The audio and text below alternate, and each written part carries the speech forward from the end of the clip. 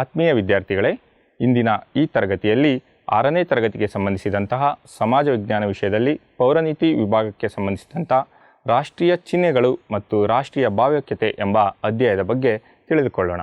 ಮಕ್ಕಳೇ, ನಾವು ಈ ತರಗತಿಯಲ್ಲಿ ರಾಷ್ಟ್ರಧ್ವಜದ ವಿಶೇಷತೆಯನ್ನು ಅರ್ಥೈಸಿಕೊಳ್ಳುವುದು, ರಾಷ್ಟ್ರಧ್ವಜ ಸಂಹಿತೆಯನ್ನು ತಿಳಿದುಕೊಂಡು ಅದನ್ನು ಪಾಲಿಸುವುದು, ರಾಷ್ಟ್ರ ಲಾಂಛನದ ವಿವರಗಳು ಮತ್ತು ಮಹತ್ವವನ್ನು ಅರಿತುಕೊಂಡು ಮೆಚ್ಚುವುದು ಹಾಗೂ ರಾಷ್ಟ್ರಗೀತೆಯ ಹಿನ್ನೆಲೆ ಮತ್ತು ಮಹತ್ವವನ್ನು ತಿಳಿದುಕೊಳ್ಳುವುದು ಮತ್ತು ರಾಷ್ಟ್ರಗೀತೆಯನ್ನು ಸೂಕ್ತವಾಗಿ ಹಾಡಲು ಸಮರ್ಥರಾಗುವುದು.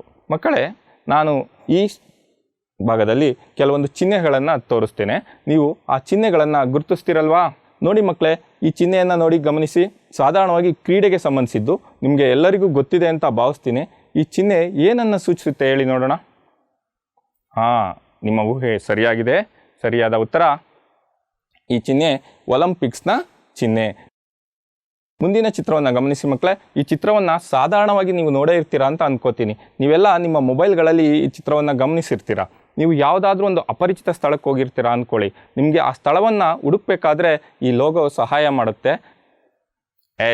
ನಿಮ್ಮ ಉತ್ತರ ಸರಿಯಾಗಿದೆ. ಈ ಚಿಹ್ನೆ ಗೂಗಲ್ ಲೊಕೇಶನ್ಗೆ ಸಂಬಂಧಿಸಿದ್ದು. ಹಾಗೆ ಮುಂದಿನ ಚಿಹ್ನೆಯನ್ನು ನೋಡೋಣ. ಮಕ್ಕಳೇ, ಈ ಚಿಹ್ನೆಯನ್ನು ಗಮನಿಸಿ. ಈ ಚಿಹ್ನೆ ಸಾಧಾರಣವಾಗಿ ಸರ್ಕಾರಿ ಆಸ್ಪತ್ರೆಗಳು, ಆಂಬ್ಯುಲೆನ್ಸ್ಗಳ ಮೇಲೆ ಈ ಚಿಹ್ನೆಯನ್ನು ಬಳಸ್ತಾರೆ. ಹಾಗಾದರೆ ಈ ಚಿಹ್ನೆ ಏನನ್ನು ಸೂಚಿಸುತ್ತೆ? ಯೋಚಿಸಿ ನೋಡೋಣ. ಸರಿಯಾದ ಉತ್ತರ ಈ ಚಿಹ್ನೆ ರೆಡ್ ಕ್ರಾಸ್ ಚಿಹ್ನೆ ಆಗಿದೆ. ನಾನು ಈ ಚಿತ್ರದ ನಂತರ ಕೆಲವೊಂದು ಗುಂಪುಗಳನ್ನು ಸೂಚಿಸ್ತೇನೆ. ಅದಕ್ಕೆ ಮೊದಲು ಕೆಲವೊಂದು ಚಿಹ್ನೆಗಳನ್ನು ನೀಡಿರ್ತೇನೆ.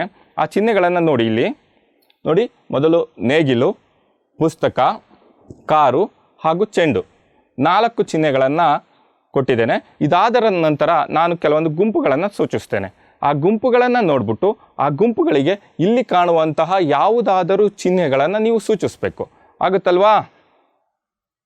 ನೋಡಿ ಮಕ್ಕಳೇ, ಈ ಚಿತ್ರ ರೈತರ ಗುಂಪು. ಈ ರೈತರ ಗುಂಪಿಗೆ ನೀವು ಹಿಂದೆ ಕಾಣಿಸಿದಂತಹ 4 ಚಿಹ್ನೆಗಳಲ್ಲಿ ಯಾವ ಚಿಹ್ನೆಯನ್ನು ಕೊಡ್ತೀರಾ? ರೈತರ ಗುಂಪಿಗೆ ನೀವು ಯಾವ ಚಿಹ್ನೆಯನ್ನು ಕೊಡ್ತೀರಾ? ನೇಗಿಲಿನ ಚಿಹ್ನೆಯನ್ನು ಕೊಡ್ತೀರಾ. ಎರಡನೇ ಗುಂಪು ವಿದ್ಯಾರ್ಥಿಗಳ ಗುಂಪು. ಈ ವಿದ್ಯಾರ್ಥಿಗಳ ಗುಂಪು ಮೇಲೆ ಕಾಣಿಸಿದಂತಹ 4 ಚಿಹ್ನೆಗಳಲ್ಲಿ ಯಾವ ಚಿಹ್ನೆಯನ್ನು ಕೊಡ್ಬೋದು? ಪುಸ್ತಕ, ಕಾರು, ಚೆಂಡು ಅಥವಾ ನೇಗಿಲು. ಈ 4 ಚಿಹ್ನೆಗಳಲ್ಲಿ ವಿದ್ಯಾರ್ಥಿಗಳ ಗುಂಪಿಗೆ ನೀವು ಯಾವ ಚಿಹ್ನೆಯನ್ನು ಕೊಡ್ತೀರಾ ಮಕ್ಕಳೇ? ಸರಿಯಾದ ಉತ್ತರ ಪುಸ್ತಕದ ಚಿಹ್ನೆಯನ್ನು ಕೊಡ್ಬೋದು. ವೆರಿ ಗುಡ್ ಮಕ್ಕಳೇ, ನೀವು ಎಲ್ಲರೂ ಈ ಗುಂಪುಗಳಿಗೆ ಉತ್ತಮವಾದ ಚಿಹ್ನೆಗಳನ್ನು ನೀಡಿದ್ದೀರ. ಹಾಗಾದರೆ ಚಿಹ್ನೆ ಅಂದರೆ ಏನು? ನೋಡಿ ಮಕ್ಕಳೇ, ಚಿಹ್ನೆ ಅಂದರೆ ಸಾಮಾನ್ಯವಾಗಿ ಒಂದು ಸಮುದಾಯ, ಗುಂಪು, ಕಂಪನಿ ತನ್ನ ಸಂಸ್ಕೃತಿ, ಪರಂಪರೆಗಳ ವಿಶೇಷತೆ, ದೂರದೃಷ್ಟಿಗಳನ್ನು ಪ್ರತಿಬಿಂಬಿಸಲು ಚಿಹ್ನೆಗಳನ್ನು ಬಳಸುತ್ತೆ. ಅಂದರೆ ಯಾವುದೇ ಒಂದು ಸಮುದಾಯ ಆಗ್ಬೋದು, ಗುಂಪು ಆಗ್ಬೋದು, ಯಾವುದೇ ಒಂದು ಕಂಪ್ನಿ ಆಗ್ಬೋದು, ಅದು ತನ್ನ ಸಂಸ್ಕೃತಿಗಳನ್ನು, ಪರಂಪರೆಗಳ ವಿಶೇಷತೆಗಳನ್ನು ಹಾಗೂ ದೂರದೃಷ್ಟಿಗಳನ್ನು ಪ್ರತಿಬಿಂಬಿಸುವಂತಹ ಉದ್ದೇಶದಿಂದ ಚಿಹ್ನೆಗಳನ್ನು ಬಳಸುತ್ತವೆ. ಹಾಗಾದರೆ ಭಾರತ ದೇಶ, ನನ್ನ ದೇಶ ಒಂದೇ ಅಲ್ಲ, ವಿಶ್ವದಲ್ಲಿ ತುಂಬ ದೇಶಗಳಿದ್ದಾವೆ. ಆ ಎಲ್ಲ ದೇಶಗಳು ತಮ್ಮ ಸಂಸ್ಕೃತಿಗಳನ್ನು, ಪರಂಪರೆಗಳನ್ನು, ವಿಶೇಷತೆಗಳನ್ನು ಪ್ರತಿಬಿಂಬಿಸುವಂತಹ ಉದ್ದೇಶಕ್ಕೋಸ್ಕರ ಕೆಲವು ಚಿಹ್ನೆಗಳನ್ನು ಬಳಕೆ ಮಾಡ್ತವೆ. ಅವುಗಳನ್ನು ನಾವು ರಾಷ್ಟ್ರೀಯ ಚಿಹ್ನೆಗಳು ಅಂತ ಕರಿತೀವಿ. ಹಾಗಾದರೆ ರಾಷ್ಟ್ರೀಯ ಚಿಹ್ನೆಗಳು ಯಾವ್ಯಾವು ಅಂತ ನೋಡೋಣ. ನೋಡಿ, ರಾಷ್ಟ್ರಗೀತೆ ನಮ್ಮ ರಾಷ್ಟ್ರೀಯ ಚಿಹ್ನೆ ಆಗಿದೆ. ರಾಷ್ಟ್ರಗೀತೆ ಅಂದರೆ ಜನಗಣ ಮನವನ್ನು ರಾಷ್ಟ್ರಗೀತೆಯನ್ನಾಗಿ ನಾವು ಸ್ವೀಕರಿಸಿದ್ದೇವೆ. ಅದು ನಮ್ಮ ರಾಷ್ಟ್ರೀಯ ಚಿಹ್ನೆ. ಹಾಗೆ ರಾಷ್ಟ್ರಧ್ವಜ, ಈ ತ್ರಿವರ್ಣ ಧ್ವಜವು ನಮ್ಮ ರಾಷ್ಟ್ರೀಯ ಚಿಹ್ನೆ ಆಗಿದೆ. ಮೂರನೇದು ರಾಷ್ಟ್ರ ಲಾಂಛನ ಹಾಗೂ ರಾಷ್ಟ್ರೀಯ ಪ್ರಾಣಿ ಹುಲಿ ಕೂಡ ರಾಷ್ಟ್ರೀಯ ಚಿಹ್ನೆ. ಹಾಗೆ ರಾಷ್ಟ್ರೀಯ ಪಕ್ಷಿ ನವಿಲು. ಇವು ನಮ್ಮ ರಾಷ್ಟ್ರೀಯ ಚಿಹ್ನೆಗಳಾಗಿವೆ. ಮೊದಲನೇದಾಗಿ ರಾಷ್ಟ್ರಗೀತೆ. ರಾಷ್ಟ್ರಗೀತೆ ಯಾವುದು? ಜನಗಣಮನ ನಮ್ಮ ರಾಷ್ಟ್ರಗೀತೆ. ಇದನ್ನು ರವೀಂದ್ರನಾಥ ಟ್ಯಾಗೋರ್ ಅವರು ಬಂಗಾಲಿ ಭಾಷೆಯಲ್ಲಿ ರಚಿಸಿದ್ದಾರೆ. ಇವರು ಒಂದು ದೀರ್ಘ ಗೀತೆಯನ್ನು ರಚಿಸಿದರು. ಆ ದೀರ್ಘ ಗೀತೆ 5 ವೃತ್ತಗಳನ್ನು ಒಳಗೊಂಡಿತ್ತು. ಆ 5 ವೃತ್ತಗಳಲ್ಲಿ ಮೊದಲನೆಯ ವೃತ್ತವನ್ನು ನಾವು ನಮ್ಮ ರಾಷ್ಟ್ರಗೀತೆಯನ್ನಾಗಿ ಸ್ವೀಕರಿಸಿದ್ದೇವೆ. ಆ ರಾಷ್ಟ್ರಗೀತೆಯನ್ನು ನಮ್ಮ ಸಂವಿಧಾನ ಸಭೆಯು 24 ಜನವರಿ 1950ರಂದು ಅಂಗೀಕರಿಸಿತು. ರಾಷ್ಟ್ರಗೀತೆಗೆ ಸಂಬಂಧಿಸಿದಂತೆ ಪ್ರಮುಖವಾದಂತಹ ಅಂಶಗಳನ್ನು ತಿಳ್ಕೊಳ್ಳೋಣ ಮಕ್ಕಳೇ. ಮೊದಲನೇದಾಗಿ ನಾವು ರಾಷ್ಟ್ರಗೀತೆಗೆ ಗೌರವವನ್ನು ಸಲ್ಲಿಸಬೇಕು. ಹೌದು, ರಾಷ್ಟ್ರಗೀತೆಗೆ ಗೌರವ ಸಲ್ಲಿಸಬೇಕಾಗಿರೋದು ಪ್ರತಿಯೊಬ್ಬ ಭಾರತೀಯನ ಕರ್ತವ್ಯ. ನೀವೆಲ್ಲ ಮೂಲಭೂತ ಕರ್ತವ್ಯಗಳ ಅಡಿಯಲ್ಲಿ ತಿಳ್ಕೊಂಡಿದ್ದೀರಾ ಅಂತ ಅನಿಸುತ್ತೆ. ರಾಷ್ಟ್ರಗೀತೆಗೆ ಗೌರವ ಸಲ್ಲಿಸಬೇಕಾಗಿದ್ದು ನಮ್ಮ ಮೂಲಭೂತ ಕರ್ತವ್ಯ ಕೂಡ ಹೌದು. ಹಾಗೆ ರಾಷ್ಟ್ರಗೀತೆಗೆ ಅಗೌರವವನ್ನು ಸೂಚಿಸೋದು, ಅದರ ಹಾಡುವಿಕೆಗೆ ಅಡ್ಡಿಪಡಿಸೋದು ಶಿಕ್ಷಾರ್ಹವಾದಂತಹ ಅಪರಾಧ ಆಗಿರುತ್ತೆ. ನಾವು ರಾಷ್ಟ್ರಗೀತೆ ಆಡ್ತಿರ್ಬೇಕಾದ್ರೆ ಪ್ರತಿಯೊಬ್ಬರು ಏನು ಮಾಡಬೇಕು, ಎದ್ದು ನಿಂತು ಗೌರವವನ್ನು ಸೂಚಿಸಬೇಕು. ನಮ್ಮ ನೋಟ ರಾಷ್ಟ್ರಗೀತೆ ಆಡಬೇಕಾದ್ರೆ ಯಾವಾಗಲೂ ನೇರವಾಗಿರಬೇಕು. ಯಾವತ್ತೂ ತಲೆಯನ್ನು ತಗ್ಗಿಸಿ ರಾಷ್ಟ್ರಗೀತೆಯನ್ನು ಹಾಡಬಾರ್ದು.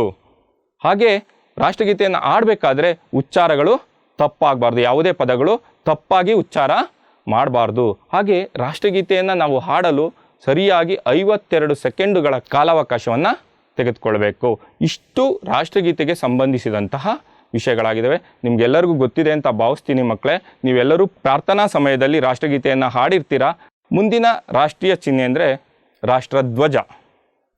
ರಾಷ್ಟ್ರಧ್ವಜವು ರಾಷ್ಟ್ರದ ಒಂದು ಲಾಂಛನವಾಗಿದೆ.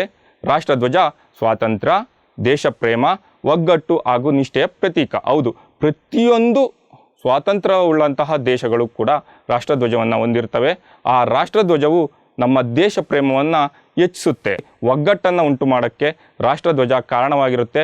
ಹಾಗೂ ನಾವು ನಮ್ಮ ದೇಶಕ್ಕೆ ನಿಷ್ಠೆಯನ್ನು ತೋರ್ತೀವಿ. ಆ ನಿಷ್ಠೆಯ ಪ್ರತೀಕ ರಾಷ್ಟ್ರಧ್ವಜ ಆಗಿದೆ.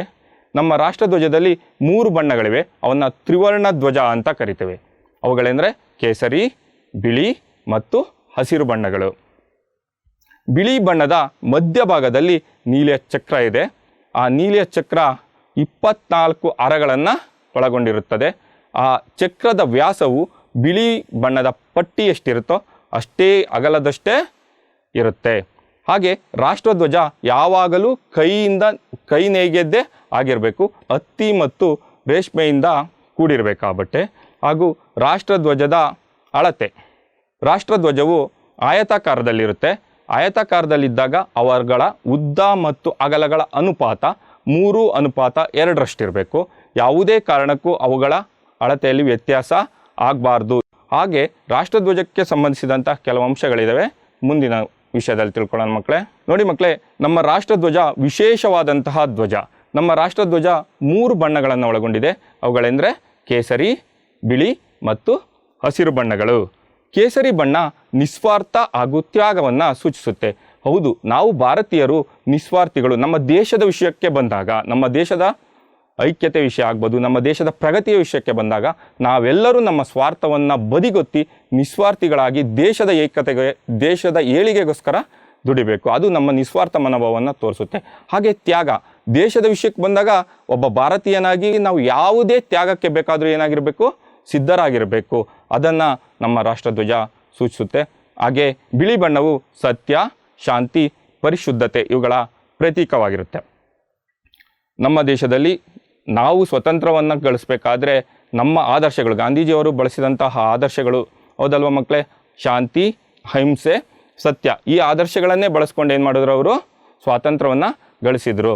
ಅಂತಹ ಆದರ್ಶಯುತವಾದಂತಹ ಆದರ್ಶಪ್ರಾಯವಾದಂತಹ ರಾಷ್ಟ್ರ ನಮ್ಮ ರಾಷ್ಟ್ರ ಆಗಿದ್ದು, ಆ ಬಿಳಿ ಬಣ್ಣವು ಸತ್ಯ, ಶಾಂತಿ ಮತ್ತು ಪರಿಶುದ್ಧತೆಗಳನ್ನು ಪ್ರತಿಬಿಂಬಿಸುತ್ತೆ. ಹಾಗೆ ಹಸಿರು ಸಸ್ಯ ಶ್ಯಾಮಲೆಯಾದಂತಹ ಭೂತಾಯಿಯ ಪ್ರತೀಕವಾಗಿದ್ದು ಕೃಷಿ ಮತ್ತು ಕೈಗಾರಿಕೆಗಳ ಸಮೃದ್ಧಿಯನ್ನು ಪ್ರತಿಬಿಂಬಿಸುತ್ತದೆ.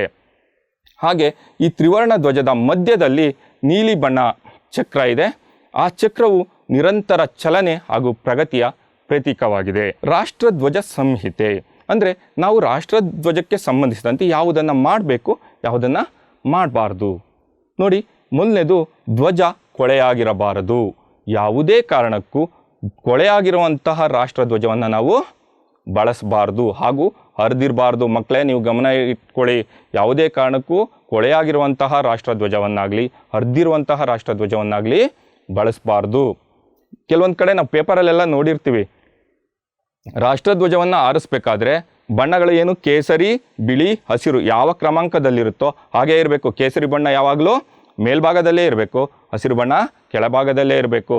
ಯಾವಾಗಲೂ ಕೆಳಗಾಗಿ ರಾಷ್ಟ್ರಧ್ವಜವನ್ನು ಹಾರಿಸಬಾರ್ದು.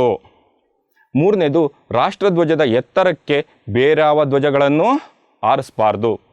ಹಾಗೆ ಕಂಬದ ತುದಿಯವರೆಗೂ ಮೇಲೇರಿಸಿ ಹಾರಿಸ್ಬೇಕು. ರಾಷ್ಟ್ರಧ್ವಜ, ಈಗ ನಾವು ಧ್ವಜಸ್ತಂಭ ಇರುತ್ತಲ್ವ, ಧ್ವಜಸ್ತಂಭದ ತುದಿಯವರೆಗೂ ಯಾವಾಗಲೂ ರಾಷ್ಟ್ರಧ್ವಜವನ್ನು ಆರಿಸ್ಬೇಕು. ಕೆಲವೊಮ್ಮೆ ಆರಿಸ್ತೀವಿ ನೋಡಿರ್ತೀರಾ ಅಂತ ಅಂದ್ಕೊಳ್ಳಿ, ಕೆಲವೊಂದು ವಿಶೇಷ ಸಂದರ್ಭದಲ್ಲಿ ಯಾರಾದರೂ ರಾಷ್ಟ್ರೀಯ ನಾಯಕರು ಅಕಾಲಿಕ ಮರಣಕ್ಕೆ ತುತ್ತಾದಂತಹ ಸಂದರ್ಭದಲ್ಲಿ ಶೋಕಾಚರಣೆ ಅಂತ ಮಾಡ್ತಾರೆ.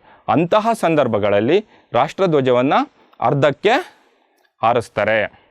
ಅಂತಹ ಸಂದರ್ಭಗಳನ್ನು ಬಿಟ್ಟು ರಾಷ್ಟ್ರಧ್ವಜವನ್ನು ಯಾವ ಸಂದರ್ಭದಲ್ಲೂ ಕೂಡ ಯಾವಾಗಲೂ ಕಂಬದ ತುದಿಯವರೆಗೂ ಮೇಲೇರಿಸೇ ಹಾರಿಸ್ಬೇಕು. ಹಾಗೆ ಯಾವಾಗಲೂ ರಾಷ್ಟ್ರಧ್ವಜವನ್ನು ಹಾರಿಸ್ಬೇಕಾದ್ರೆ ಸೂರ್ಯೋದಯದ ನಂತರವೇ ಹಾರಿಸ್ಬೇಕು ಹಾಗೂ ಸೂರ್ಯಾಸ್ತಕ್ಕೆ ಮೊದಲು ಆ ರಾಷ್ಟ್ರಧ್ವಜವನ್ನು ಇಳಿಸಿ ಮಡಚಿಡಬೇಕು. ಹಾಗೆ ರಾಷ್ಟ್ರಧ್ವಜವನ್ನು ಬರಿಗೈಯಲ್ಲೇ ಹಿಡಿದು ನಡೆಯಬೇಕು. ಯಾವತ್ತೂ ರಾಷ್ಟ್ರಧ್ವಜವನ್ನು ನೆಲಕ್ಕೆ ತಾಗಿಸಬಾರದು. ಪ್ಲಾಸ್ಟಿಕ್ ಧ್ವಜವನ್ನು ಯಾವುದೇ ಕಾರಣಕ್ಕೂ ಬಳಸಬಾರ್ದು.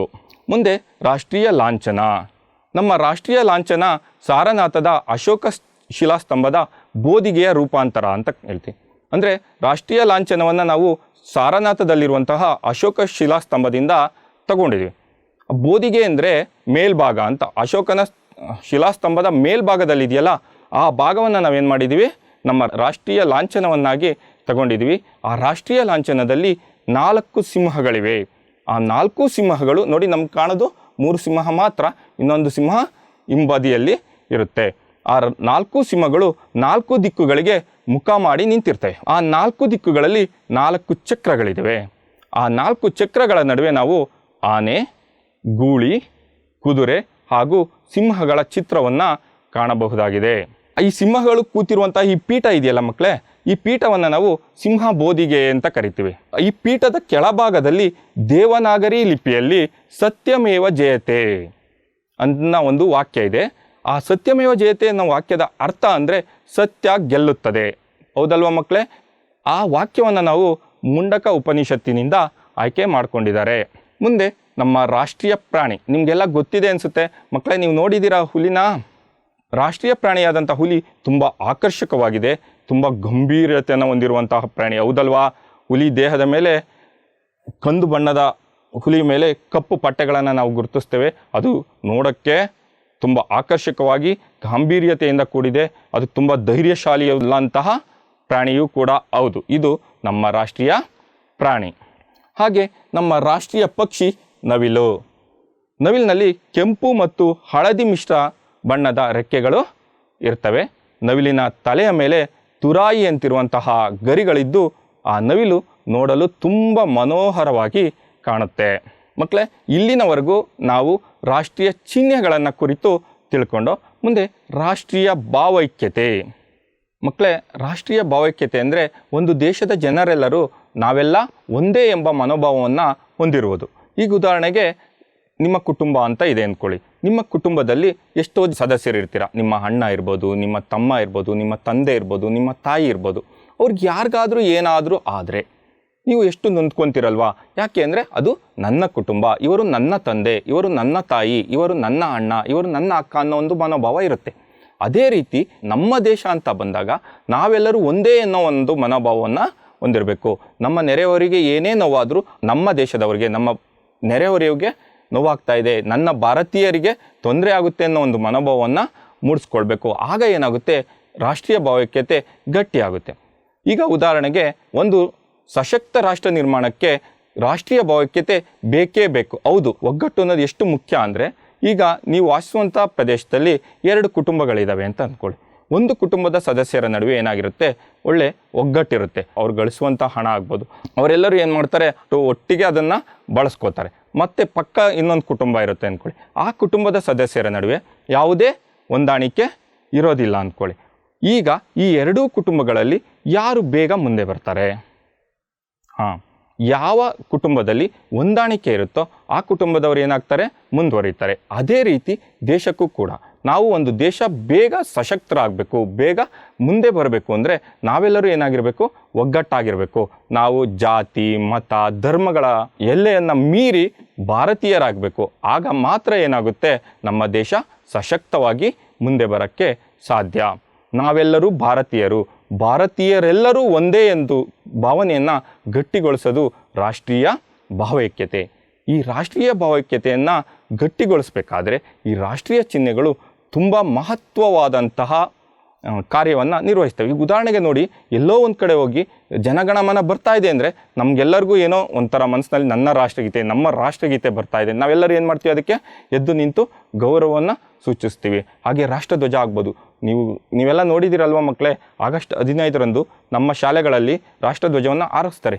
ಆಗ ನಮ್ಮ ಎದೆ ತುಂಬಿ ಬರುತ್ತೆ, ಹೌದಲ್ವಾ, ಇದು ನನ್ನ ದೇಶ, ಇದು ನಮ್ಮ ದೇಶದ ಧ್ವಜ, ಹೌದಲ್ವಾ. ಈ ರಾಷ್ಟ್ರೀಯ ಲಾಂಛನಗಳಡಿಯೇ ನಾವೆಲ್ಲ ಏನಾಗಬೇಕು, ಭಾರತೀಯರಾಗಬೇಕು, ಒಗ್ಗೂಡಬೇಕು. ಈ ಭಾವೈಕ್ಯತೆಯನ್ನು ಮೂಡಿಸ್ಬೇಕಾದ್ರೆ ಈ ರಾಷ್ಟ್ರೀಯ ಚಿಹ್ನೆಗಳು ಬಹು ಮುಖ್ಯವಾದಂತಹ ಪಾತ್ರವನ್ನು ವಹಿಸ್ತವೆ. ಹಾಗೆ ಈ ರಾಷ್ಟ್ರೀಯ ಭಾವೈಕ್ಯತೆಯ ಪ್ರಾಮುಖ್ಯತೆ ಏನು? ರಾಷ್ಟ್ರೀಯ ಭಾವೈಕ್ಯತೆ ಬೇಕಾ ಬೇಡವಾ? ಖಂಡಿತವಾಗಿ ಬೇಕು ಮಕ್ಕಳೇ. ರಾಷ್ಟ್ರದ ಜನತೆಯಲ್ಲಿ ಒಗ್ಗಟ್ಟು ಬರಬೇಕು ಅಂದರೆ ಈ ಭಾವೈಕ್ಯತೆ ಅತ್ಯಗತ್ಯವಾಗಿ ಬೇಕು. ಹಾಗೆ ರಾಷ್ಟ್ರದ ಹಿತಾಸಕ್ತಿಯನ್ನು ಸಾಧಿಸಬೇಕಾದ್ರೆ, ಅಭಿವೃದ್ಧಿಯನ್ನು ಹೊಂದಬೇಕಾದ್ರೆ, ರಾಷ್ಟ್ರದ ಜನ ತಾವೆಲ್ಲರೂ ಒಂದೇ ಎಂಬ ಭಾವನೆಯನ್ನು ಬೆಳೆಸಬೇಕಾದ್ರೆ ಭಾವೈಕ್ಯತೆ ಬೇಕೇ ಬೇಕು. ಹಾಗೆ ಭಾವೈಕ್ಯತೆ ದೇಶದ ಸಮಗ್ರತೆ ಅಂದರೆ ಇಡೀ ದೇಶವನ್ನು ಒಟ್ಟಾಗಿ ನೋಡೋದು. ಇಡೀ ದೇಶವನ್ನು ಯಾವುದೋ ಒಂದು ಮತದ ಆಧಾರದಲ್ಲೋ, ಯಾವುದೋ ಒಂದು ಜಾತಿಯ ಆಧಾರದಲ್ಲೋ, ಯಾವುದೋ ಒಂದು ಪ್ರದೇಶದ ಆಧಾರದ ಮೇಲೋ ಡಿವೈಡ್ ಮಾಡ್ದಲೆ ಭಾರತ ದೇಶ ಎಲ್ಲ ಒಂದೇ ಎಂಬ ಒಂದು ಸಮಗ್ರವಾದಂತಹ ಮನೋಭಾವವನ್ನು ಬೆಳೆಸಬೇಕಾದ್ರೆ, ಹಾಗೆ ಸಹೋದರತೆ, ಯಾವ ಜಾತಿ ಇರ್ಬೋದು, ಯಾವ ರಾಜ್ಯದವರಾಗಿರ್ಬೋದು, ಯಾವ ಲಿಂಗದವರಾಗಿರ್ಬೋದು, ಏನೇ ಇರಲಿ, ದೇಶದ ವಿಷಯ ಬಂದಾಗ ನಾವೆಲ್ಲ ಸಹೋದರರು, ನಾವೆಲ್ಲರೂ ಒಂದೇ, ನಾವೆಲ್ಲರೂ ಸಮಾನರು ಎಂಬ ಒಂದು ಮನೋಭಾವವನ್ನು ಬೆಳೆಸಬೇಕು ಅಂದರೆ ಈ ರಾಷ್ಟ್ರೀಯ ಭಾವೈಕ್ಯತೆ ಪ್ರಮುಖ ಪ್ರೇರಣೆಯಾಗಿ ನಿಲ್ಲುತ್ತೆ. ಮಕ್ಕಳೇ, ಮುಂದಿನ ಅಂಶ ವೈವಿಧ್ಯತೆ. ನಿಮಗೆಲ್ಲ ತಿಳಿದಿದೆ, ಭಾರತ ತುಂಬ ವಿಶಾಲವಾದಂತಹ ದೇಶ. ವಿಸ್ತೀರ್ಣದಲ್ಲಿ ವಿಶ್ವದಲ್ಲಿಯೇ 7ನೇ ದೊಡ್ಡ ರಾಷ್ಟ್ರ ಹಾಗೂ ಜನಸಂಖ್ಯೆಯಲ್ಲಿ ವಿಶ್ವದಲ್ಲಿ 2ನೇ ರಾಷ್ಟ್ರ ಆಗಿದೆ. ಭಾರತ ದೇಶವು ತುಂಬ ವೈವಿಧ್ಯಮಯವಾದಂತಹ ದೇಶವಾಗಿದ್ದು ಇಲ್ಲಿ 3 ರೀತಿಯ ವೈವಿಧ್ಯತೆಗಳನ್ನು ಕಾಣಬಹುದಾಗಿದೆ. ಅವುಗಳೆಂದರೆ ಒಂದು ಪ್ರಾಕೃತಿಕ ವೈವಿಧ್ಯತೆ, ಜೀವ ವೈವಿಧ್ಯತೆ ಹಾಗೂ ಜನಜೀವನ ವೈವಿಧ್ಯತೆ. ಮೊದಲನೇದಾಗಿ ಪ್ರಾಕೃತಿಕ ವೈವಿಧ್ಯತೆ. ನಾನು ಆಗಲೇ ಹೇಳಿದೆ ಮಕ್ಕಳೇ, ನಮ್ಮ ದೇಶ ವಿಶಾಲವಾದಂತಹ ರಾಷ್ಟ್ರ, ವಿಸ್ತೀರ್ಣದಲ್ಲಿ 7ನೇ ದೊಡ್ಡ ರಾಷ್ಟ್ರ ಅಂತ ಹೇಳಿದೆ. ಹಾಗಾಗಿ ನಮ್ಮ ದೇಶದಲ್ಲಿ ಅತಿ ಉದ್ದವಾದ ನದಿಗಳಿದ್ದಾವೆ, ವಿಶಾಲವಾದಂತಹ ಮೈದಾನಗಳಿದ್ದಾವೆ, ಸುಡುವಂತಹ ಮರುಭೂಮಿಗಳಿದ್ದಾವೆ, ಅನೇಕ ಜಲಪಾತಗಳಿದ್ದಾವೆ ಹಾಗೂ ದಟ್ಟವಾದಂತಹ ಕಾಡುಗಳು, ಸಣ್ಣ ಸಣ್ಣ ದ್ವೀಪಗಳು, ಎತ್ತರವಾದಂತಹ ಪರ್ವತಗಳಿದ್ದಾವೆ. ಅಲ್ಲದೆ ತುಂಬ ಚಳಿ ಇರುವಂಥ ಪ್ರದೇಶವೂ ಇದೆ, ಹಾಗೆ ತುಂಬ ಸೆಕೆ ಆಗುವಂಥ ಪ್ರದೇಶ ಕೂಡ ಇದೆ. ಪ್ರಾಕೃತಿಕ ವೈವಿಧ್ಯತೆ ಅಂದರೆ ಇಡೀ ದೇಶದಲ್ಲಿ ಒಂದೇ ರೀತಿಯ ವಾತಾವರಣ ಇಲ್ಲ. ಕೆಲವು ಕಡೆ ತುಂಬ ನೀರು ಸಿಗ್ಬೋದು, ಕೆಲವು ಕಡೆ ನೀರೇ ಇಲ್ಲದಂತಹ ಮರುಭೂಮಿ ಇರ್ಬೋದು, ಕೆಲವು ಕಡೆ ಎತ್ತರವಾದಂತಹ ಕಾಡುಗಳಿರ್ಬೋದು, ಕೆಲವು ಕಡೆ ಕಾಡೇ ಇಲ್ಲದಂತಹ ಬರೀ ಮೈದಾನಗಳು ಇರ್ಬೋದು. ಅದಕ್ಕೋಸ್ಕರ ನಾವು ಭಾರತವನ್ನು ಪ್ರಾಕೃತಿಕ ವೈವಿಧ್ಯತೆಯಿಂದ ಕೂಡಿದಂತಹ ದೇಶ ಅಂತ ಕರಿತೇವೆ. ಹಾಗೆ ಭಾರತದಲ್ಲಿ 2ನೇ ಅಂಶ ಅಂದರೆ ಜೀವ ವೈವಿಧ್ಯತೆ. ಜಗತ್ತಿನಲ್ಲಿ ಅತಿ ಹೆಚ್ಚು ಜೀವ ವೈವಿಧ್ಯತೆಯನ್ನು ಹೊಂದಿರುವಂತಹ ರಾಷ್ಟ್ರಗಳಲ್ಲಿ ಭಾರತ ಕೂಡ ಒಂದು. ಜೀವಿಗಳ ವೈವಿಧ್ಯತೆ ಅಂದರೆ ಏನು? ನಮ್ಮ ದೇಶದಲ್ಲಿ ಯಾವುದೋ ಒಂದು ಜಾತಿಗೆ ಸೇರಿದಂತಹ ಜೀವಿಗಳಿಲ್ಲ. ಯೋಚನೆ ಮಾಡಿ ಮಕ್ಕಳೇ, ಸುಮಾರು 47,000ಕ್ಕೂ ಹೆಚ್ಚು ಸಸ್ಯವರ್ಗಗಳು ನಮ್ಮ ದೇಶದಲ್ಲಿ ಕಂಡುಬರುತ್ತವೆ. ಹಾಗೆ 90,000 ಬಗೆಯ ವೈವಿಧ್ಯಮಯವಾದಂತಹ ಪ್ರಾಣಿಗಳನ್ನು ನಾವೇನು ಮಾಡ್ಬೋದಾಗಿದೆ, ನಮ್ಮ ದೇಶದಲ್ಲಿ ಗುರುತಿಸಬಹುದಾಗಿದೆ. ಈ ಚಿತ್ರವನ್ನು ಗಮನಿಸಿ ಮಕ್ಕಳೇ, 10ರಿಂದ 12 ಚಿತ್ರಗಳನ್ನು ತೋರಿಸಬಹುದು. ಇಲ್ಲಿ ಸುಮಾರು 90,000 ಬಗೆಯ ವೈವಿಧ್ಯಮಯವಾದಂತಹ ಪ್ರಾಣಿಗಳನ್ನು ನಾವು ನಮ್ಮ ದೇಶದಲ್ಲಿ ಏನು ಮಾಡ್ಬೋದಾಗಿದೆ, ಗುರುತಿಸಬಹುದಾಗಿದೆ. ಹಾಗಾಗಿ ನಮ್ಮ ದೇಶದಲ್ಲಿ ಜೀವ ವೈವಿಧ್ಯತೆ ಕಂಡುಬರುತ್ತೆ ಅಂತ ಹೇಳ್ಬೋದು. 3ನೇದು ಜನ ವೈವಿಧ್ಯತೆ. ಹೌದು, ಭಾರತ ದೇಶದಲ್ಲಿ ಒಂದೇ ರೀತಿಯ ಜನ ಇಲ್ಲ. ಇಲ್ಲಿ ವಿವಿಧ ಸಮುದಾಯಕ್ಕೆ ಸೇರಿದಂತಹ ಜನರಿದ್ದಾರೆ. ಅವರ ರೂಪ ಆಗ್ಬೋದು, ಮೈಕಟ್ಟಾಗ್ಬೋದು, ವೇಷಭೂಷಣಗಳಾಗ್ಬೋದು ವಿಭಿನ್ನವಾಗಿದ್ದಾವೆ. ಹಾಗೆ ವಿವಿಧ ಆಚಾರ ವಿಚಾರಗಳನ್ನು ಅನುಸರಿಸುವಂತಹ ಜನ ಭಾರತ ದೇಶದಲ್ಲಿದ್ದಾರೆ. ಮಕ್ಕಳೇ, ನಿಮಗೆಲ್ಲ ಗೊತ್ತಿದೆ, ನಾವೆಲ್ಲ ವಾಸಿಸ್ತಾ ಇರೋದು ಕರ್ನಾಟಕದಲ್ಲಿ. ನಮ್ಮ ರಾಜ್ಯದಲ್ಲೇ ತಗೊಳ್ಳಿ, ದಕ್ಷಿಣ ಭಾಗದಲ್ಲಿ ಇರುವಂತಹ ವೇಷಭೂಷಣ ಆಗ್ಬೋದು, ಮೈಕಟ್ಟಾಗ್ಬೋದು, ಉತ್ತರ ಭಾಗದಲ್ಲಿ ಇಲ್ಲ. ನೀವು ಉತ್ತರ ಕರ್ನಾಟಕಕ್ಕೆ ಹೋಗಿ ಮಕ್ಕಳೇ, ಧರಿಸುವಂತಹ ಬಟ್ಟೆಗಳೇ ಬೇರೆ, ನಮ್ಮ ದಕ್ಷಿಣ ಕರ್ನಾಟಕದಲ್ಲಿ ಧರಿಸುವಂತಹ ಬಟ್ಟೆಗಳೇ ಬೇರೆ. ಹಾಗಾಗಿ ಒಂದು ರಾಜ್ಯದಲ್ಲೇ ಹೀಗಿರಬೇಕಾದ್ರೆ ಒಂದು ಇಡೀ ದೇಶದಲ್ಲಿ ಏನೆಲ್ಲ ವೈಶಿಷ್ಟ್ಯಗಳನ್ನು ನಾವು ಗಮನಿಸ್ಬೋದಲ್ವಾ. ಆಮೇಲೆ ಒಂದೊಂದು ಸಮುದಾಯದವರು ಒಂದೊಂದು ರೀತಿ ಬಟ್ಟೆಗಳನ್ನು ಧರಿಸ್ತಾರೆ, ಒಂದೊಂದು ರೀತಿಯ ಆಚಾರಗಳನ್ನು ಅನುಸರಿಸ್ತಾರೆ, ಒಂದೊಂದು ರೀತಿಯ ವಿಚಾರಗಳನ್ನು ಒಂದೊಂದು ಸಮುದಾಯವು ಪಾಲಿಸ್ತದೆ. ಬಹುತ್ವದಲ್ಲಿ ಏಕತೆ. ಮಕ್ಕಳೇ, ಒಂದು ಸಣ್ಣ ಕಥೆಯನ್ನು ಹೇಳ್ತೇನೆ. ಮಾಯಾ ಎಂಬ ಒಬ್ಬ ಗೃಹಿಣಿ ಒಂದು ವಠಾರದಲ್ಲಿ ವಾಸವಾಗಿದ್ಲು ತನ್ನ ಗಂಡ ಮತ್ತು ಮಕ್ಕಳೊಂದಿಗೆ. ಅಲ್ಲಿ ರೇಷ್ಮಾ ಮತ್ತು ರಹೀಮ್ ಎಂಬವರು ಕೂಡ ವಾಸವಾಗಿದ್ದರು. ಮಾಯಾಳಿಗೂ ಕೂಡ 2 ಮಕ್ಕಳಿದ್ರು. ರೇಷ್ಮಾ ಮತ್ತು ರಹೀಮ್ ಕೂಡ 2 ಮಕ್ಕಳಿದ್ರು. ಆ ಮಕ್ಕಳು ಪ್ರತಿದಿನ ಸಂಜೆ ಆಟ ಆಡ್ತಾ ಇದ್ರು, ಜೊತೆಯಲ್ಲೇ ಆಟ ಆಡೋರು. ಹಾಗಿರ್ಬೇಕಾದ್ರೆ ಮಾಯಾ ಒಂದು ದಿನ ತನ್ನ ಸ್ನೇಹಿತೆ ರಶ್ಮಿ ಮನೆಗೆ ಹೋಗ್ತಾಳೆ. ರಶ್ಮಿ ಮಾಯಾಳಿಗೆ ತಿನ್ನಲು ಆಹಾರ ಕೊಟ್ಲು. ಆದರೆ ಮಾಯಾ ತಿನ್ನಕ್ಕೆ ನಿರಾಕರಿಸಿದ್ಲು. ಆಗ ರಶ್ಮಿಗೆ ಆಶ್ಚರ್ಯ ಆಯಿತು, ಯಾಕೆ ಊಟ ಮಾಡೋದಿಲ್ಲ ಅಂತ ಕೇಳಿದ್ರು. ಆಗ ಮಾಯಾ ಹೇಳ್ತಾಳೆ, ಇದು ರಂಜಾನ್ ತಿಂಗಳಾಗಿರೋದ್ರಿಂದ ನಾನೇನು ಮಾಡ್ತಾಯಿದ್ದೀನಿ, ಊಟ ಮಾಡೋದಿಲ್ಲ, ಉಪವಾಸ ಇರ್ತೀನಿ ಅಂತ. ಆಗ ರಶ್ಮಿಗೆ ಆಶ್ಚರ್ಯ ಆಗುತ್ತೆ, ನೀನು ಹಿಂದೂ ಅಲ್ವಾ, ನೀನು ಯಾಕೆ ಉಪವಾಸ ಮಾಡ್ತೀಯಾ ಅಂತ ಕೇಳ್ತಾರೆ. ಆಗ ಮಾಯಾ ಹೇಳ್ತಾಳೆ, ಇಲ್ಲ, ನಾವು ವಾಸವಾಗಿರುವಂತಹ ವಠಾರದಲ್ಲಿ ನಮ್ಮ ಅಕ್ಕಪಕ್ಕದಲ್ಲಿ ಇನ್ನೊಂದು ಕುಟುಂಬ ಇದೆ, ಆ ಕುಟುಂಬ ಉಪವಾಸ ಇದೆ, ಹಾಗಾಗಿ ನಾವು ಕೂಡ ಅವ್ರ ಜೊತೆಗೆ ಏನು ಮಾಡ್ತಾಯಿದ್ವಿ, ಉಪವಾಸವನ್ನು ಮಾಡ್ತಿದ್ದೀವಿ.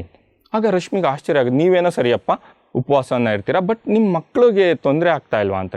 ಆಗ ಮಾಯಾ ರಶ್ಮಿಗೆ ಹೇಳ್ತಾಳೆ, ಇಲ್ಲ, ಈ ಯೋಜನೆ ನಮ್ಮದಲ್ಲ, ನಮ್ಮ ಮಕ್ಕಳದೇ. ಯಾಕೆಂದರೆ ನನ್ನ ಸ್ನೇಹಿತರ ಜೊತೆ ಆಟ ಆಡಬೇಕಾದ್ರೆ ಅವರು ಉಪವಾಸ ಇರ್ತಾರೆ, ಅವರು ಉಪವಾಸ ಇರೋಂಥ ಸಂದರ್ಭದಲ್ಲಿ ನಾನು ಊಟ ಮಾಡೋದು ಎಷ್ಟು ಸರಿ ಅಂತ ಮಕ್ಕಳು ಹೇಳಿದ್ರು. ಅದಕ್ಕೋಸ್ಕರ ನಮಗೂ ಅದು ಸರಿ ಅನಿಸುತ್ತು, ನಾವು ಕೂಡ ಏನು ಮಾಡ್ತಾಯಿದ್ದೀವಿ, ಅದನ್ನು ಪಾಲಿಸ್ತಾ ಇದ್ದೀವಿ ಅಂತ. ಮಕ್ಕಳೇ, ಈ ಸಣ್ಣ ಕಥೆನೇ ಇರ್ಬೋದು, ಇದರಿಂದ ನಿಮಗೆ ಏನು ಅಂಶ ತಿಳಿದು ಬರುತ್ತೆ?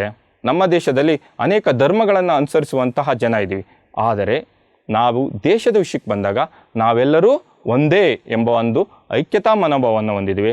ಅದನ್ನು ನಾವು ಬಹುತ್ವದಲ್ಲಿ ಏಕತೆ ಅಂತ ಕರಿತೀವಿ. ಈಗ ನಾವು ಕರ್ನಾಟಕಕ್ಕೆ ಬಂದರೆ ಕನ್ನಡ ಮಾತಾಡ್ತೀವಿ, ಆಂಧ್ರಕ್ಕೆ ಹೋದರೆ ತೆಲುಗು ಮಾತಾಡ್ತಾರೆ, ತಮಿಳ್ನಾಡಿಗೆ ಹೋದರೆ ತಮಿಳು ಮಾತಾಡ್ತಾರೆ. ಆದರೆ ದೇಶದ ವಿಷಯ ಬಂದಾಗ ಏನೇ ಬಹುತ್ವ ಇರಲಿ, ನಾವೆಲ್ಲರೂ ಒಂದೇ ಎನ್ನೋ ಒಂದು ಮನೋಭಾವವನ್ನು ತೋರಿಸ್ತೀವಲ್ಲ, ಅದನ್ನು ಬಹುತ್ವದಲ್ಲಿ ಏಕತೆ ಅಂತ ಕರಿತೇವೆ. ಈ ಬಹುತ್ವ ಯಾವಾಗಲೂ ಏಕತೆಗೆ ಮಾರಕವಲ್ಲ, ಪೂರಕವಾಗಿರುತ್ತೆ. ಹೌದು, ಭಾರತ ದೇಶದಲ್ಲಿ ತುಂಬ ನೂರಾರು ಜಾತಿಗೆ ಸೇರಿದಂಥ ಜನ ಇದ್ದಾರೆ, ನೂರಾರು ಧರ್ಮಗಳಿಗೆ ಸೇರಿದಂಥ ಜನ ಇದ್ದಾರೆ, ಅನೇಕ ಸಂಸ್ಕೃತಿಗಳನ್ನು ಅನುಸರಿಸುವಂಥ ಜನ ಇದ್ದಾರೆ, ಅನೇಕ ಭಾಷೆಗಳನ್ನು ಮಾತಾಡೋ ಜನ ಇದ್ದಾರೆ ಅಂತ ಅಂದ್ಕೊಬೋದು. ಆದರೆ ಅದೆಲ್ಲವನ್ನು ಮೀರಿ ದೇಶದ ವಿಷಯ ಬಂದಾಗ ನಾವೆಲ್ಲರೂ ಒಂದೇ ಎಂಬ ಒಂದು ಮನೋಭಾವವನ್ನು ತೋರಿಸ್ತೇವೆ, ಅದನ್ನು ಏಕತೆ ಅಂತ ಕರಿತೀವಿ. ಹಾಗಾಗಿ ಬಹುತ್ವ ಯಾವತ್ತೂ ನಮ್ಮ ದೇಶದ ಏಕತೆಗೆ ಮಾರಕವಾಗಿಲ್ಲ, ಅದು ಪೂರಕವಾಗಿಯೇ ಇದೆ. ಆದರೂ ಕೂಡ ನಾವು ಏನೇ ವಾದ ಮಾಡಿದ್ರೂ ರಾಷ್ಟ್ರೀಯ ಏಕತೆಗೆ ಮಾರಕವಾದಂತಹ ಅಂಶಗಳಿವೆ. ಅವುಗಳೆಂದರೆ ಜಾತೀಯತೆ, ಮತೀಯವಾದ ಮತ್ತು ಪ್ರಾದೇಶಿಕವಾದ. ಮಕ್ಕಳೇ, ಮೊದಲನೇದಾಗಿ ಜಾತೀಯತೆ. ಏನು ಜಾತೀಯತೆ ಅಂದರೆ ನೋಡಿ, ತಮ್ಮ ಜಾತಿಯೇ ಶ್ರೇಷ್ಠ, ಉಳಿದವೆಲ್ಲ ಕನಿಷ್ಠ ಎಂಬ ಮೇಲಿರಿಮೆ ಇರುತ್ತಲ್ಲ, ಅದನ್ನು ನಾವು ಜಾತೀಯತೆ ಅಂತ ಕರಿತೀವಿ. ನನ್ನ ಜಾತಿ ಮೇಲ್ಜಾತಿ, ಉಳಿದ ಜಾತಿಗಳೆಲ್ಲ ಏನು ನಮಗಿಂತ ಕೆಳಗಿನ ಜಾತಿಗಳು ಅಂತ ಏನು ಭಾವಿಸ್ತೀವೋ ಅವನ್ನು ನಾವೇನಂತ ಕರಿತೀವಿ, ಜಾತೀಯತೆ, ಜಾತಿಯ ಮನೋಭಾವ ಅಂತ ಕರಿತೀವಿ. ಇವತ್ತು ಜಾತೀಯತೆ ಎಲ್ಲ ಕ್ಷೇತ್ರಗಳಲ್ಲಿದೆ. ಯಾವ ರಾಜಕೀಯ ಕ್ಷೇತ್ರಕ್ಕೆ ಹೋಗಿ, ಕ್ರೀಡಾ ಕ್ಷೇತ್ರಕ್ಕೆ ಹೋಗಿ, ಯಾವ ಕ್ಷೇತ್ರಕ್ಕನ ಹೋಗಿ, ಎಲ್ಲ ಕ್ಷೇತ್ರಗಳಲ್ಲಿ ನಾವೇನಂತ ಕಾಣ್ತೀವಿ, ಜಾತೀಯತೆಯನ್ನು ಕಾಣ್ತೀವಿ. ಈ ಜಾತೀಯತೆಯಿಂದ ಏನಾಗ್ತಾ ಇದೆಯಪ್ಪ ಅಂದರೆ, ವ್ಯಕ್ತಿಗಳಲ್ಲಿ ಸಂಕುಚಿತವಾದಂತಹ ಮನೋಭಾವ ಬೆಳೆಯುತ್ತೆ. ಹೌದು, ಇವನು ನನ್ನ ಜಾತಿಯವನು, ಇವನನ್ನು ಮಾತ್ರ ಬೆಳೆಸಬೇಕು ಅನ್ನೋ ಒಂದು ಸಂಕುಚಿತ ಮನೋಭಾವ ಬಂದಾಗ ಏನಾಗ್ತಾನೆ, ಅದು ನಮ್ಮ ದೇಶದ ಐಕ್ಯತೆಗೆ ಏನಾಗುತ್ತೆ, ಮಾರಕವಾಗಿ ಪರಿಣಮಿಸುತ್ತೆ. ಹಾಗಾಗಿ ಸಂಕುಚಿತ ಮನೋಭಾವವನ್ನು ಬೆಳೆಸೋದ್ರಿಂದ ಜಾತೀಯತೆಯು ನಮ್ಮ ದೇಶದ ಐಕ್ಯತೆಗೆ ಧಕ್ಕೆಯಾಗಿ ಪರಿಣಮಿಸುತ್ತೆ. ನೋಡಿ ಮಕ್ಕಳೇ, ಯಾವ ಮನುಷ್ಯ, ನಾನಾಗ್ಬೋದು, ನೀವಾಗ್ಬೋದು, ಯಾರೇ ಆಗ್ಬೋದು, ಹುಟ್ಟಬೇಕಾದ್ರೆ ನಾನು ಇಂಥದೇ ಜಾತಿಯಲ್ಲಿ ಹುಟ್ಟಬೇಕು ಅಂತ ಯಾರೂ ಕೇಳ್ಕೊಂಬಂದಿರಲ್ಲ. ಅವನು ಹುಟ್ಟಿದ್ದು ಅವನ ತಪ್ಪಲ್ಲ, ಅವನ ಹುಟ್ಟನ್ನು, ಅವನ ಜಾತಿಯನ್ನು ನೋಡಿ ಆ ವ್ಯಕ್ತಿಯ ಯೋಗ್ಯತೆಯನ್ನು ಅಳೆಯಕ್ಕೆ ಹೋಗಬಾರ್ದು. ಹಾಗಾಗಿ ಜಾತೀಯತೆ ನಮ್ಮ ದೇಶದ ಐಕ್ಯತೆಗೆ ಮಾರಕವಾಗಿರುತ್ತೆ. ಯಾವ ವ್ಯಕ್ತಿಯೇ ಆಗಲಿ ಜಾತೀಯತೆಯನ್ನು ಅನುಸರಿಸಬಾರ್ದು. ಎರಡನೇದು ಮತೀಯವಾದ. ಮತೀಯವಾದ ಅಂದರೆ ಏನು? ಬೇರೆ ಧರ್ಮಗಳಿಗಿಂತ ನನ್ನ ಧರ್ಮವೇ ಶ್ರೇಷ್ಠ ಅಂತ ನಂಬುವುದಿರುತ್ತಲ್ಲ, ಅದನ್ನು ನಾವು ಮತೀಯವಾದ ಅಂತ ಕರಿತೀವಿ. ಆ ಮತೀಯವಾದ ದೇಶದ ಶಾಂತಿಯನ್ನು ಹಾಳು ಮಾಡುತ್ತೆ. ಇದರಿಂದ ಜನಜೀವನ, ಆಸ್ತಿಪಾಸ್ತಿಗಳು ಏನಾಗ್ತವೆ, ನಾಶವಾಗ್ತವೆ. ಹಾಗೂ ಅಕ್ಕಪಕ್ಕದವರಂತ ನಾವು ಒಟ್ಟಿಗೆ ಬಾಳಕ್ಕಾಗಲ್ಲ. ಇವನು ಈ ಧರ್ಮದವನು, ಇವನು ಆ ಧರ್ಮದವನು, ಅವನು ನಮ್ಮ ಧರ್ಮದವನು, ಇನ್ನು ಇನ್ನೊಬ್ಬ ಧರ್ಮದವನು, ಈ ಧರ್ಮದ ಆಚರಣೆಗಳು ಕೀಳು, ನನ್ನ ಧರ್ಮದ ಆಚರಣೆಗಳೇ ಮೇಲು. ಈ ಮನೋಭಾವವನ್ನು ಹೊಂದ್ಕೊಂಡು ನಾವು ಯಾವಾಗಲೂ ಒಬ್ರಿಗೊಬ್ರು ಹೊಡೆದಾಟ ಮಾಡ್ಕೊಂಡು ಹೋದರೆ ನಾವು ಅಲ್ಲಿಗೆ ಸ್ಟಿಕಾನ್ ಆಗಿಬಿಡ್ತೀವಿ, ನಾವು ಮುಂದುವರಿಯೋಕ್ಕೆ ಆಗಲ್ಲ. ಹಾಗಾಗಿ ನಾವೇನು ಮಾಡಬೇಕು, ಮತೀಯವಾದವನ್ನು ಬದಿಗೊತ್ತಿ ನಾವೆಲ್ಲರೂ ಭಾರತೀಯರು ಎಂಬ ಒಂದು ಮನೋಭಾವವನ್ನು ಬೆಳೆಸಿದಾಗ ಮಾತ್ರ ನಮ್ಮಲ್ಲಿ ಸ್ನೇಹ, ಸೌಹಾರ್ದಗಳು ಏನಾಗ್ತವೆ, ಬೆಳೆಯುತ್ತವೆ. ಕೊನೆಯದಾಗಿ ಪ್ರಾದೇಶಿಕವಾದ, ಹೌದು, ಈ ಪ್ರಾದೇಶಿಕವಾದ ಕೂಡ ನಮ್ಮ ದೇಶದ ಪ್ರಗತಿಗೆ ಏನಾಗಿದೆ, ಮಾರಕವಾಗಿದೆ. ನಮ್ಮ ದೇಶದ ಐಕ್ಯತೆಗೆ ಏನಾಗ್ತಾ ಇದೆ, ಇದರಿಂದ ಧಕ್ಕೆ ಬರ್ತಾ ಇದೆ. ಏನು ಪ್ರಾದೇಶಿಕವಾದ ಅಂದರೆ ತನ್ನ ಪ್ರದೇಶದ ಕಾಳಜಿ ಬಗ್ಗೆ ಒಬ್ಬ ವ್ಯಕ್ತಿಗಿರುವಂತಹ ಏಕಪಕ್ಷೀಯವಾದಂತಹ ನಿಷ್ಠೆ. ಅಂದರೆ ಇದು ನನ್ನ ಪ್ರದೇಶ, ಈ ಪ್ರದೇಶ ನನಗೆ ಸೇರಿದ್ದು, ಈ ರೀತಿ ಇದೆಯಲ್ಲ, ಆ ಏಕಪಕ್ಷೀಯವಾದಂತಹ ನಿಷ್ಠೆ ನಮ್ಮ ದೇಶದ ಐಕ್ಯತೆಗೆ ಏನು ಮಾಡುತ್ತೆ, ಭಂಗವನ್ನು ತರುತ್ತೆ. ಹಾಗೂ ನಾವು ಮೊದಲು ಭಾರತೀಯರು, ನಂತರ ಒಂದು ಪ್ರದೇಶಕ್ಕೆ ಸೇರಿದವರು ಅನ್ನೋದನ್ನು ಅರಿಬೇಕು. ಫಸ್ಟು ನನ್ನ ದೇಶದ ವಿಷಯ, ಆಮೇಲೆ ನನ್ನ ಪ್ರದೇಶದ ಕಾಳಜಿ. ನಾವೇನು ಮಾಡಬೇಕು ಅಂದರೆ ಮೊದಲು ಭಾರತೀಯರು ಎಂಬ ಒಂದು ಮನೋಭಾವವನ್ನು ಹೊಂದಿರಬೇಕು. ಆಮೇಲೆ ನನ್ನ ರಾಜ್ಯ, ಇದು ನನ್ನ ಜಿಲ್ಲೆ, ಇದು ನನ್ನ ತಾಲೂಕು ಅನ್ನೋ ಒಂದು ಮನೋಭಾವವನ್ನು ಅನಂತರ ಹೊಂದಬೇಕು. ದೇಶದ ವಿಷಯಕ್ಕೆ ಬಂದಾಗ ನಾವೆಲ್ಲರೂ ಒಂದೇ, ನಾವೆಲ್ಲರೂ ಭಾರತೀಯರು ಎಂಬ ಒಂದು ಮನೋಭಾವವನ್ನು ಹೊಂದಿರಬೇಕಾಗುತ್ತೆ. ಮಕ್ಕಳೇ, ನಾವು ಇಲ್ಲಿಯ ತನಕ ಈ ತರಗತಿಯಲ್ಲಿ ತಿಳ್ಕೊಂಡಂತಹ ವಿಷಯಗಳ ಬಗ್ಗೆ ಒಂದು ಹಿನ್ನೋಟವನ್ನು ನೋಡೋಣವೇ?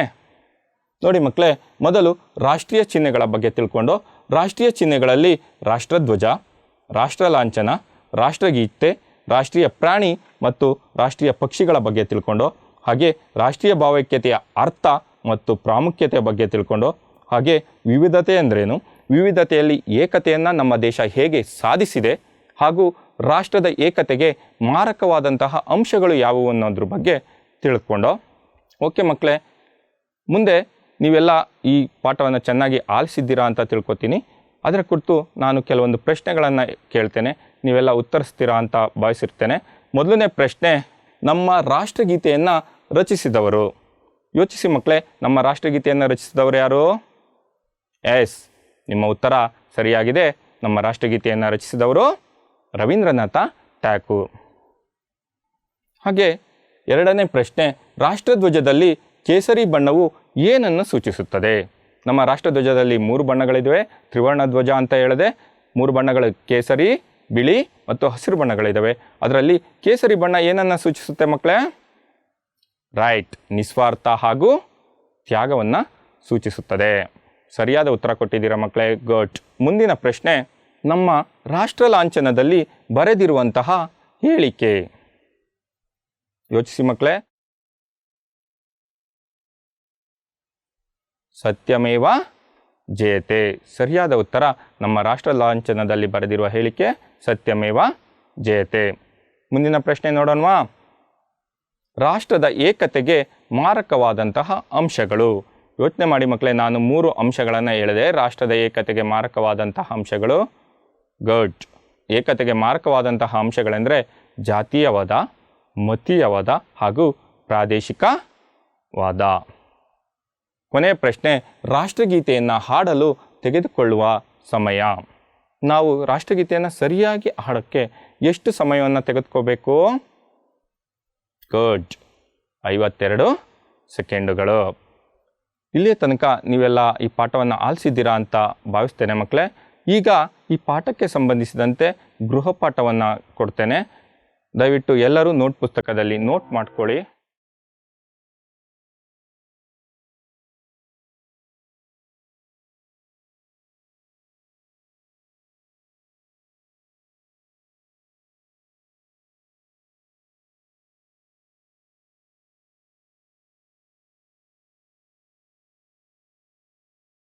ಧನ್ಯವಾದಗಳೊಂದಿಗೆ ನಾನು ವಾಸುದೇವಮೂರ್ತಿ KV, ಪದವೀಧರ ಪ್ರಾಥಮಿಕ ಶಾಲಾ ಶಿಕ್ಷಕರು, ಸರ್ಕಾರಿ ಮಾದರಿ ಪ್ರಾಥಮಿಕ ಶಾಲೆ ತಿಗಳರಪಾಳ್ಯ, ಉತ್ತರ ವಲಯ 1, ಬೆಂಗಳೂರು ಉತ್ತರ.